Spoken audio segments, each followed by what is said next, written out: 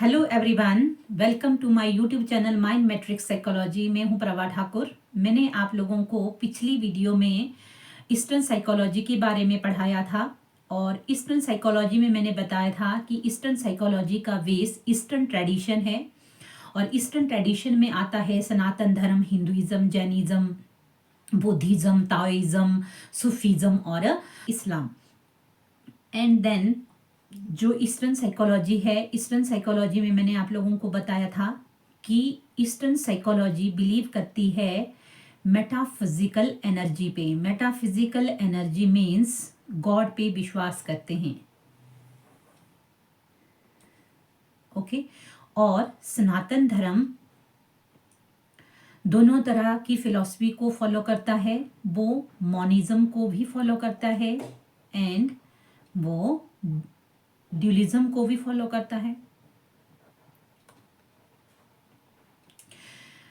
और जो सनातन धर्म है, हिंदुइज्म है, वो इम्पोर्टेंस जितनी भी हमारी ईस्टर्न जो फिलॉसफी है, ईस्टर्न साइकोलॉजी है, सारी ईस्टर्न साइकोलॉजी फॉलो करती है हमारे डिटैचमेंट को।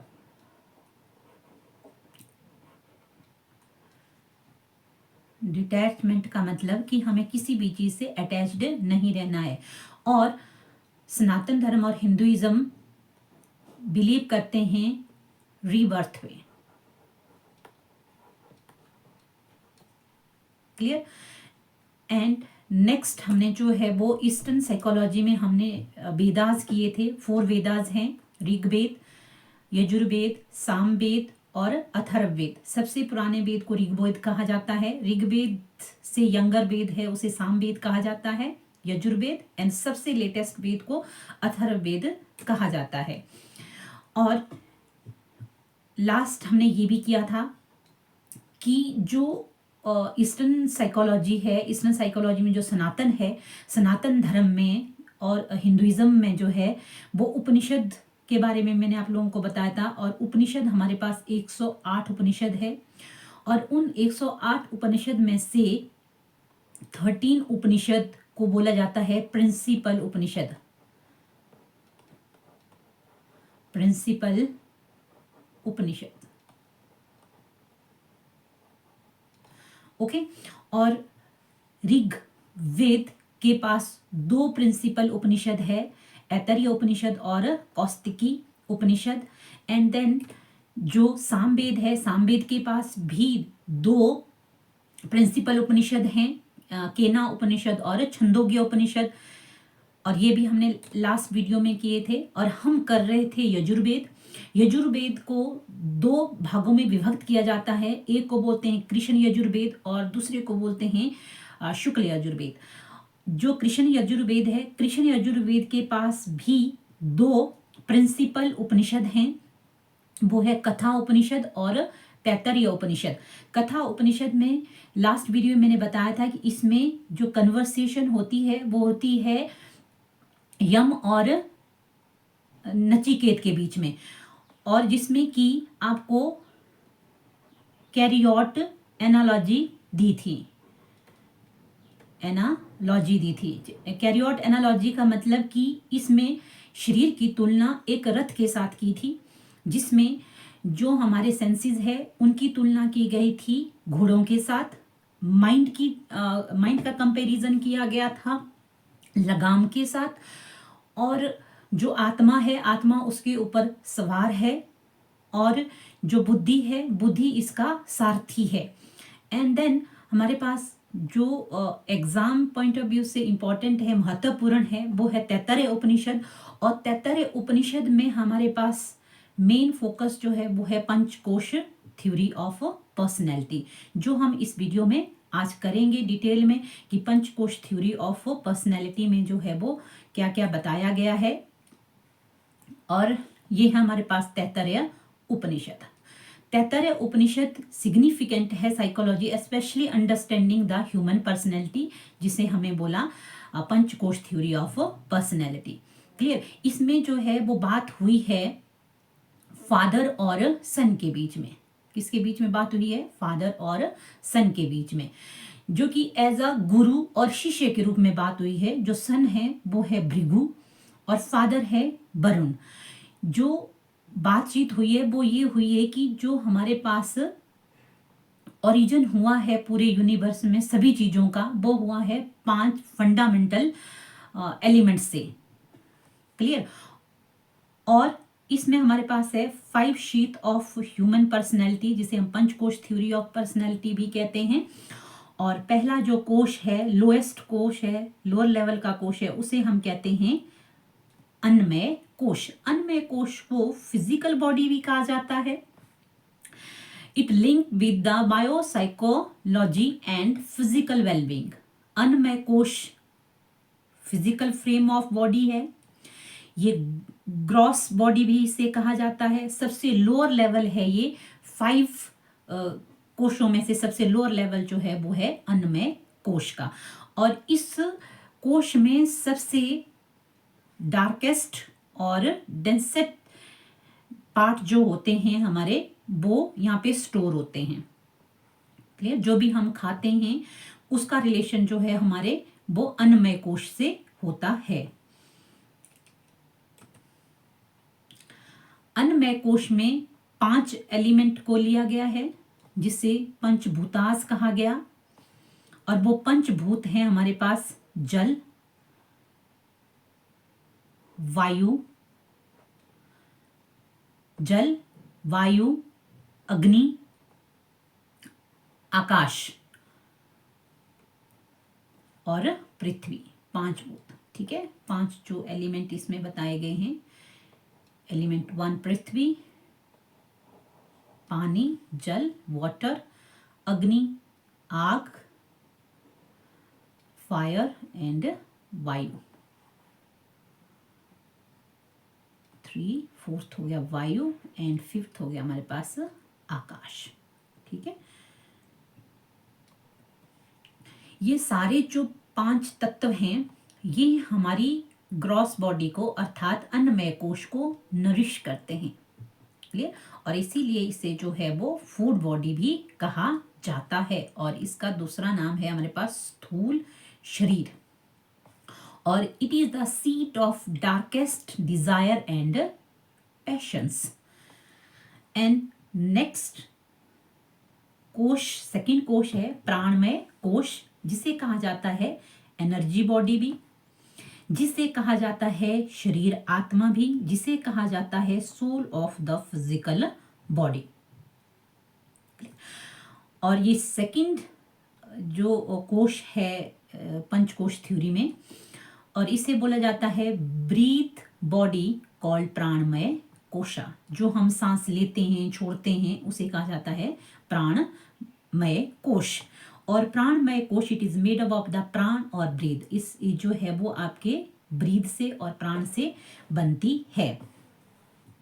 और इसके भी 5 डायमेंशंस है, जिसे हम कहते हैं पंच प्राण। ओके। जो पंच प्राण में सबसे पहला प्राण है वो है अपान। जो अपान है it is responsible for urination, defecations, menstruation and parturition. और दूसरा जो पार्ट है वो है प्राणमय कोश प्राण का। और प्राण जो है वो रिस्पॉन्सिबल है आपके पास ब्रीदिंग मूवमेंट का। जैसे हम सांस लेते हैं छोड़ते हैं उसे कहते हैं प्राण। फिर आता है उड़ान। उड़ान is responsible for upward activity, है ना, ऊपर की तरफ जो एक्टिविटीज होती है उसके लिए रिस्पॉन्सिबल है उड़ान। उड़ान किस किस के लिए रिस्पॉन्सिबल है? जैसे वॉमिटिंग के लिए, उल्टी के लिए। एंड देन समान। समान जो है वो बैलेंस बना देता है अपान और प्राण के बीच में। एंड देन नेक्स्ट है हमारे पास, ये थर्ड हो गया। और ये 4th जो प्राण है उसे बोला जाता है व्यान। व्यान is responsible for activity in periphery like nerve impulse, blood circulation and cellular activity in all cells. Clear.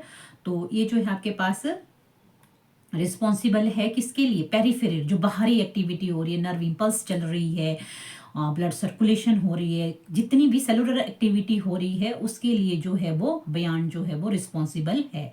Third number पे आता है हमारे पास उड़ान, फोर्थ नंबर पे आएगा हमारे पास समान, एंड देन फिफ्थ नंबर पे आएगा हमारे पास व्यान। यदि इन पांच तत्वों इन पांच जो प्राणों में अगर कोई इम्बैलेंस हो जाता है तो हमें जो है वो डिजीज होती है। क्या होती है? डिजीज होती है। हमारी हेल्थ को मेंटेन रखने के लिए इन पांच तरह के प्राण में जो है वो बैलेंस होना जरूरी है।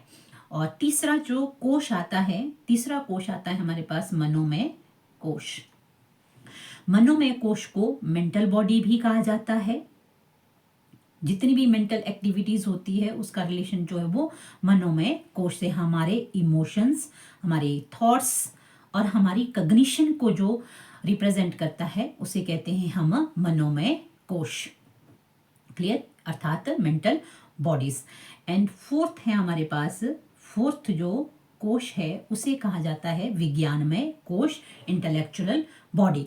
इसका एसोसिएशन है सीधा हमारी विजडम से, हमारी बौद्धिकता से और हमारी डिसीजन लेने की क्षमता से। डिसीजन मेकिंग कैपेसिटी का संबंध जो है वो विज्ञानमय कोश से होता है। It is higher order thinking like in psychological intelligence body, जिसे हम कहते हैं विज्ञानमय कोश। मतलब कि विज्ञानमय कोश को इंटेलेक्चुअल या इंटेलिजेंस बॉडी भी कहा जाता है। और इसका जो नंबर है कोशों में वो आता है चौथे नंबर पे। क्लियर? एंड देन फिफ्थ और लास्ट जो कोश है वो है हमारे पास आनंदमय कोश। और आनंदमय कोश को कहा जाता है ब्लिस बॉडी। ये हमारी प्योर ब्लिस कॉन्शियसनेस है, ये प्योर ब्लिस है ये, और ये बियॉन्ड द कॉन्शियसनेस है ये, है ना। लिमिटेशंस, जो कॉन्शियसनेस की जो लिमिटेशन है उससे परे की स्टेज को जो है वो आनंदमय कोश कहा जाता है। और ये कनेक्ट करती है हमें आप अपने यूनिवर्सल सेल्फ के साथ। क्लियर? तो हमने पंचकोश थ्योरी में 5 कोश किए। 5 कोशों में जो है वो पहला कोश है हमारे पास अन्नमय कोश। अन्नमय कोश में जो है वो बताया गया कि इसमें जो है वो 5 एलिमेंट्स हैं। 5 एलिमेंट्स कौन है? पृथ्वी है, दूसरा वाटर है, तीसरा फायर है, और चौथा विंड या वायु है, और पांचवा जो है वो आकाश है। क्लियर? एंड देन उसके बाद सेकंड जो कोश है वो है प्राणमय कोश। प्राणमय कोश में भी हमने 5 तरह के प्राणों का जिक्र किया गया। ठीक है? अपान, प्राण, उड़ान, समान और व्यान। क्लियर? अगर ये पांचों तरह के प्राण जो है वो बैलेंस रहते हैं तो आप जो है वो हेल्दी रहते हैं। यदि इन पांचों तरह के प्राण में किसी तरह का इम्बैलेंस क्रिएट हो जाता है तो आप जो है वो हेल्दी नहीं रह पाते हैं। आप जो है वो आपको जो है वो डिजीज जो है वो हो सकती है। क्लियर? और थर्ड जो कोश है वो है मनोमय कोश, मेंटल बॉडी जिसे कहते हैं। जितने भी हमारे इमोशन, थॉट्स, कॉग्निशन जो है वो रिलेट करती है आपके मनोमय कोश को। विज्ञानमय कोश, विज्ञानमय कोश में जो आपका विजडम आता है, आपका इंटेलेक्ट आता है, आपका डिसीजन मेकिंग कैपेसिटी आती है, हायर ऑर्डर थिंकिंग भी आपकी जो है वो विज्ञानमय कोश में आती है। और सबसे लास्ट जो कोश है वो है आनंदमय कोश। और आनंदमय कोश में जो है आपकी प्योर ब्लिस आती है। इट्स जो limitation is the beyond of consciousness, और ये आपको कनेक्ट करती है आपके यूनिवर्सल सेल्फ के ऊपर। ओके, 5 कोश थ्योरी में जो है वो हमारे पास सबसे जो लोएस्ट लेवल है अन्नमय कोश, जिसे फिजिकल बॉडी भी कहा जाता है। प्राणमय कोश, एनर्जी बॉडी भी कहा जाता है। एंड देन मनोमय, इमोशनल, विज्ञान, विजडम, इंटेलेक्ट बॉडी, एंड आनंदमय और bliss body. Clear? And then अगला जो हमारे पास वेद है वो है अथर्ववेदा। और अथर्ववेदा के पास जो है वो 3 प्रिंसिपल उपनिषद है। क्लियर? पहला है प्रश्नोपनिषद, फिर है मंडूका उपनिषद, एंड देन है मंडूक्य उपनिषद। और जो मेन इंपॉर्टेंट है वो है हमारा मंडूक्य उपनिषद। मंडूक्य उपनिषद आपको बताता है नेचर ऑफ द कॉन्शियसनेस, अर्थात level of the consciousness. Clear? And then इसे जो है वो माना जाता है Om as the psychological model. इसमें जो जिक्र हुआ है वो हुआ है ओम का, जिसे बोला गया है psychological model. Represent different state of awareness, जो रिप्रेजेंट करता है आपकी अलग अलग स्टेट को अवेयरनेस की, ठीक है। एंड देन इसकी जो पहली स्टेट है वो है जागृत अवस्था। जागृत अवस्था को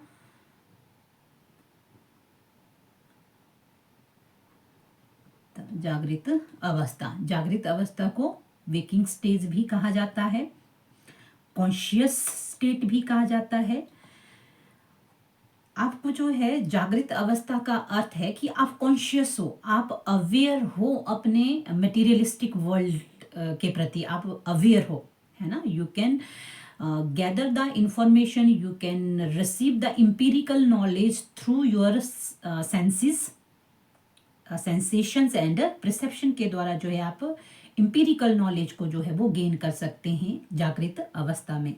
जागृत अवस्था का अर्थ है कि आप अवेयर है अपने मटेरियलिस्टिक वर्ल्ड से, क्लियर। और इसे बोला जाता है ग्रॉस वर्ल्ड भी। एंड देन नेक्स्ट जो लेवल है वो है स्वप्न अवस्था, इसे बोला जाता है ड्रीमिंग स्टेट भी, और इसे सबकॉन्शियस स्टेट या सबकॉन्शियस फैकल्टी भी कहा जाता है, जिसका कंसर्न जो है वो सबकॉन्शियस फैकल्टी के साथ है। इसको सटल एस्पेक्ट भी कहा जाता है, सटल स्टेट भी कहा जाता है, सूक्ष्म शरीर जिसे कहते हैं। इसमें क्या होता है कि इसमें जो नॉलेज होता है वो गेन किया जाता है through experience and mental activity. जैसे पहले स्टेज में हमारे पास जागृत अवस्था में था कि हम नॉलेज को गेन करते हैं through our sense organs, sensation और परसेप्शन के द्वारा जो है वो हम नॉलेज को गेन करते हैं। लेकिन यहाँ पे क्या होगा, यहाँ पे स्वप्न अवस्था और ड्रीमिंग स्टेट में क्या होगा कि यहाँ पे नॉलेज को गेन किया जाएगा थ्रू मेंटल एक्टिविटी, सोच विचार करके, क्लियर।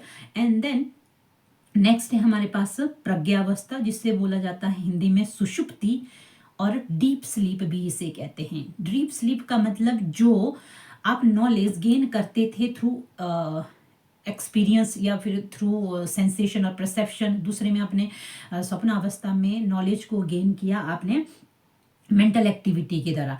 यहाँ पे जो है वो हायर स्टेट है आपके पास, है ना। It is the state of consciousness, ठीक है, कॉन्शियसनेस की स्टेट है ये। यहाँ पे नॉलेज को जो है वो उसके हायर लेवल से जो है वो गेन किया जाएगा। यहाँ पे जो डायकोटमी होती है बिटवीन द ग्रॉसनेस और सटलनेस वो डिसअपियर हो जाती है। ना तो कोई मेंटल एक्टिविटी चलती है, ना आप जो है वो सेंस परसेप्शन और सेंसेशन के द्वारा कुछ हासिल करते हैं, जस्ट आप जो है वो खुद को जान करके जो है वो नॉलेज को गेन करते हैं। It is the pure Pragya and conscious of the divinity, clear. And fourth one is the तुरीय अवस्था, जिसे कहा जाता है ट्रांसेंडेंटल स्टेट।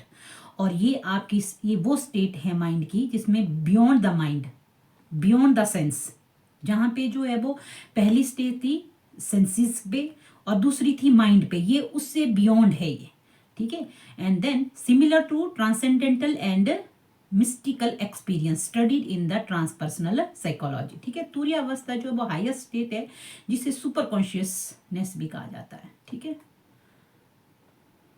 सुपर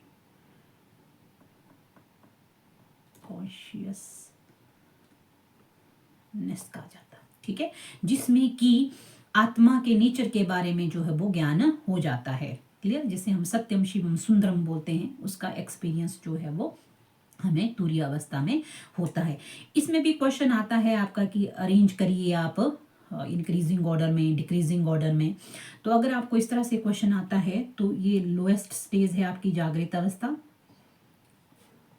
ठीक है, हम यहीं पे करेंगे। सबसे लोएस्ट स्टेट है आपकी जागृत अवस्था, और दूसरी है आपकी स्वप्न अवस्था, और तीसरी है हमारे पास सुषुप्ति अवस्था या फिर डीप स्लीप, और चौथी हमारे पास चौथी जो अवस्था है वो है तुरीय अवस्था। कई बार क्वेश्चन इस तरह से आता है, कई बार क्वेश्चन आता है कि सटल स्टेट किसे कहा जाता है, कई बार आता है क्वेश्चन की ग्रॉस वर्ल्ड के बारे में नॉलेज कैसे गेन किया जाता है और किस अवस्था में जो वो गेन किया जाता है सेंसेशन और परसेप्शन के द्वारा नॉलेज। तो आप इसका आंसर जो है वो कर सकते हैं कि भाई जागृत अवस्था में जो है वो इंपीरिकल नॉलेज जो है वो गेन किया जाता है through the sensation and perception. ठीक है, सटल स्टेट कौन सी है वो भी आप बता सकते हो कि स्वप्नावस्था जो है, ड्रीमिंग स्टेट है, उसे सटल अवस्था कहा जाता है या सटल स्टेट कहा जाता है। प्रज्ञावस्था में आता है कि किस स्टेज में डिसअपियर हो जाता है ग्रॉस वर्ल्ड और सटल जो डिसअपियर हो जाती है, डिफ्रेंशिएशन जो है वो डिसअपियर हो जाती है between the gross body and subtle body. Clear. और तुरीय अवस्था तो सभी को पता है कि सुपर कॉन्शियसनेस है। कई बार इस तरह से क्वेश्चन आता है, कई बार जो वो स्टेट ऑफ कॉन्शियसनेस के बारे में आएगा, है ना। जैसे जागृत अवस्था हो गया, स्वप्न अवस्था हो गया, प्रज्ञावस्था, तुरीय अवस्था, और सामने दिया होगा consciousness, sub consciousness, consciousness and beyond the consciousness. Clear. And then या फिर सुपर कॉन्शियसनेस या हायर कॉन्शियसनेस, इस तरह का जो है वो आपको मैच द फ्लोइंग में आ सकता है। ओके। और इसके अलावा जो है वो कुछ और भी चीज़ें हैं जिनके ऊपर क्वेश्चन आते हैं। जैसे सबसे इंटरेस्टिंग जो है एग्जाम पॉइंट ऑफ व्यू से वो है पुरुषार्थ। ठीक है, पुरुषार्थ जो कंसेप्ट है वो मेंशन है आपका ऋग्वेद में।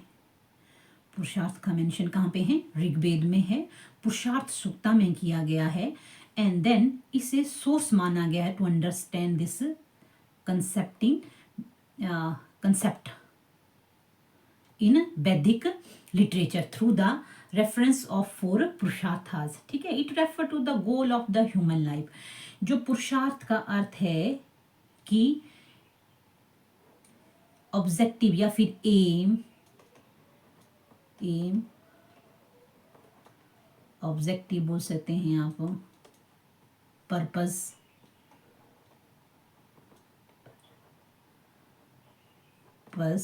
Of human life. Human life हो गया, मैन लाइफ हो गया, है ना।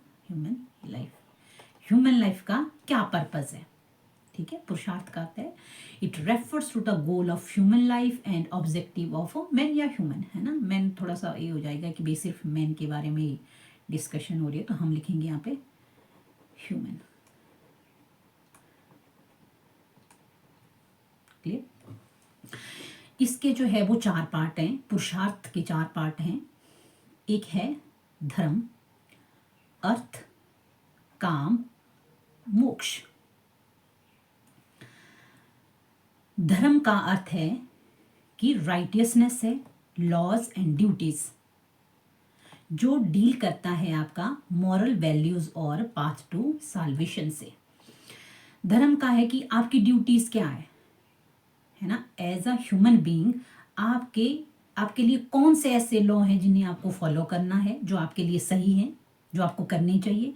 ऐसी कौन सी ड्यूटीज़ है जिन्हें आपको करना चाहिए as a teacher, as a student, as a daughter, as a son, as a father, as a mother. क्योंकि हम सभियों की ड्यूटीज़ जो होती है वो अलग अलग होती है। As a male, as a female जो है वो वेरी करती है, और इनका जो रिलेशन है वो है हमारी मॉरल वैल्यू से, जिससे कि आप मोक्ष प्राप्त कर सकते हैं। पाथ टू साल्वेशन वो क्या है? धर्म।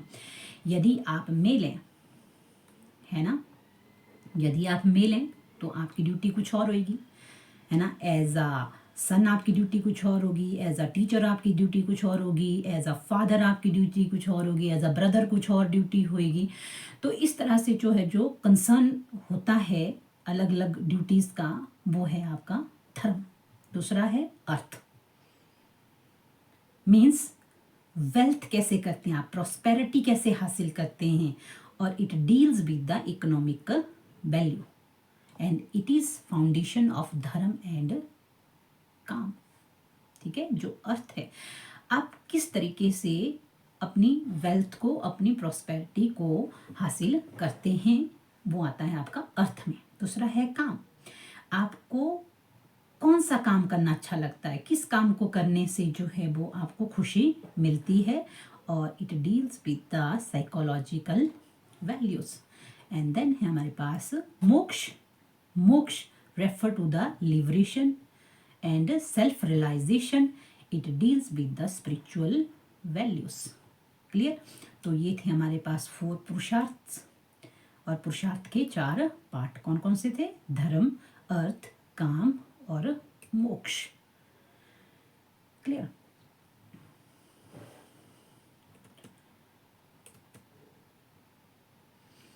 अब है हमारे पास अंतःकरण। कई बार अंतःकरण के में भी क्वेश्चन आता है। क्लियर। कई बार इसमें जो है वो सीक्वेंस लिखने के लिए आती है, कई बार पूछा जाता है कि इसका अर्थ क्या होता है। तो अंतःकरण जो है वो बहुत इंपॉर्टेंट है एग्जाम पॉइंट ऑफ व्यू से। द कंसेप्ट ऑफ अंतःकरण often translate as the inner instrument, है ना। अंतःकरण का मतलब क्या है? Inner instrument. किसका inner instrument? Inner instrument of consciousness. ठीक है, it refers to the mind और इनर इंस्ट्रूमेंट ऑफ कॉन्शियसनेस। और उस इनर इंस्ट्रूमेंट ऑफ कॉन्शियसनेस के हमारे पास पार्ट्स हैं, वो है 4 पार्ट्स। कई बार इस तरह से भी क्वेश्चन आते हैं कि अंतःकरण के कितने पार्ट्स है या पुरुषार्थ के कितने पार्ट्स। अगर हम पुरुषार्थ के ऊपर देखेंगे, पुरुषार्थ के ऊपर क्वेश्चन आएगा, तो पुरुषार्थ के कितने जो है पार्ट हैं, ऑब्वियस सी बात है हम लिखेंगे 4 पार्ट्स। यदि आपको क्वेश्चन आता है कि अंतःकरण के जो है वो पार्ट्स कितने हैं, इंक्रीजिंग डिक्रीजिंग ऑर्डर जैसे भी लिखो आप, तो आप जो है वो लिख सकते हैं। ठीक है, पहला पार्ट है हमारे पास अंतःकरण का, वो है मानस, माइंड। ये लोअर पार्ट है आपके माइंड का। सबसे लोएस्ट पार्ट जो है वो मानस है या मन है। मानस का लोएस्ट पार्ट जो है माइंड का लोएस्ट पार्ट जो है वो मानस है। क्लियर। इट कंट्रोल द संकल्पा। ये कंट्रोल करता है आपका संकल्प को। It also the faculty of doubt and violation, seat of desire and governor of sensory and motor organs. ठीक है, ये हमारी इच्छाओं का, जो हमारा मानस होता है वो सीट है किसकी? आपकी इच्छाओं का। और ये कंट्रोल करते हैं हमारे सेंसरी को और मोटर ऑर्गेन्स को। क्लियर। और उसके बाद है हमारा अहंकार, जिसे कहा जाता है ईगो। दूसरे स्टेज पे आता है अहंकार, ईगो। ईगो को जो है वो सेल्फ के रूप में आइडेंटिफाई किया कि बॉडी का सेल्फ जो है वो क्या है? अहंकार है, ईगो है, जिसे हम आई अटैचमेंट रखते हैं, आई वाली फीलिंग, आई मेकर जिसे हम कहते हैं। ठीक है। दूसरा है हमारे पास बुद्धि, इंटेलेक्ट कहा जाता है। ऑब्वियस सी बात है, जो डिसीजन मेकिंग है, कॉग्निटिव जो एबिलिटीज जो है वो हमारी बुद्धि के अंतर्गत आएगी। एंड देन है सबसे हाईएस्ट जो लेवल है वो है चित्त, मेमोरी। इसे माना जाता है कि ये स्टोर हाउस है आपके मेमोरीज का, इम्प्रेशंस का और एक्सपीरियंसेस का। ठीक है, ये एक ऐसी कॉन्शियसनेस है where impression, memories and experience are stored, so it is called the store house of the memories and impression. जितनी भी आपकी जो यादें हैं, जितने आपके अनुभव हैं, जो भी इम्प्रेशन है वो आपके चित्त में होते हैं। ठीक है, तो अंतकरण है। अंतकरण को क्या कहा जाता है? माइंड और इनर इंस्ट्रूमेंट ऑफ कॉन्शियसनेस, या हम माइंड ऑफ कॉन्शियसनेस कह सकते हैं, inner instrument of the consciousness कहते हैं। पहला है मानस। मानस जो है वो सीट ऑफ डिजायर है, जो आप चाहते हैं। क्या चाहते हैं? आपके सेंसरी ऑर्गन को कंट्रोल करते हैं, आपके मोटर ऑर्गन को कंट्रोल करता है आपका माइंड, मानस। अहंकार, आई मेकर, आई फीलिंग जो होती है वो अहंकार में होती है। बुद्धि डिसीजन मेकिंग करेगी। चित्त, ये स्टोर हाउस है आपके मेमोरीज एंड इंप्रेशंस का। क्लियर। ये हमारे पास अंतःकरण है। सबसे लोएस्ट लेवल है मानस, मन। इसे बोला जाता है फैकल्टी ड्रिवन बाय इमोशंस, है ना। जैसे लाइक, डिसलाइक्स, जितने भी इमोशंस होंगे वो हमारे मानस में होंगे, मन में होंगे। ठीक है। अहंकार, self proclaimed identify of ego centre, है ना। अपने आप को आइडेंटिफाई करना, मैं इंडिविजुअल हूँ, मेरा नाम ये है, मैं मेल हूँ, मैं फीमेल हूँ, मैं टीचर हूँ, मैं स्टूडेंट हूँ, मैं डॉक्टर हूँ, मैं इंजीनियर हूँ, क्या है ना। उसको पहचानना, अपने आप को पहचान देना, आई मेकर। एंड देन दूसरा है बुद्धि, बुद्धि का मतलब डिसीजन मेकिंग, विवेक भी जिसे कहते हैं ना। कई बार आपको आ सकता है विवेक किसे कहेंगे, बुद्धि, इंटेलेक्ट को, जहाँ पे रीजनिंग होती है, डिसीजन मेकिंग होता है। एंड देन सबसे हाईएस्ट जो लेवल है वो है चित्त। हाईएस्ट लेवल क्या है हमारे पास, चित्त। चित्त जो है वो प्योर अवेयरनेस है, जिसमें कि आपके पास स्टोर होती है आपके इम्प्रेशंस, आपकी मेमोरीज, आपके एक्सपीरियंसेस। ओके, आई होप आप लोगों को मदद होगी इस वीडियो से। जितने भी टॉपिक मैंने इस वीडियो में आप लोगों को करवाए वो सारे के सारे जो है वो एग्ज़ाम के लिए बहुत ही ज़्यादा इम्पॉर्टेंट है। Thank you for watching my video. Bye bye.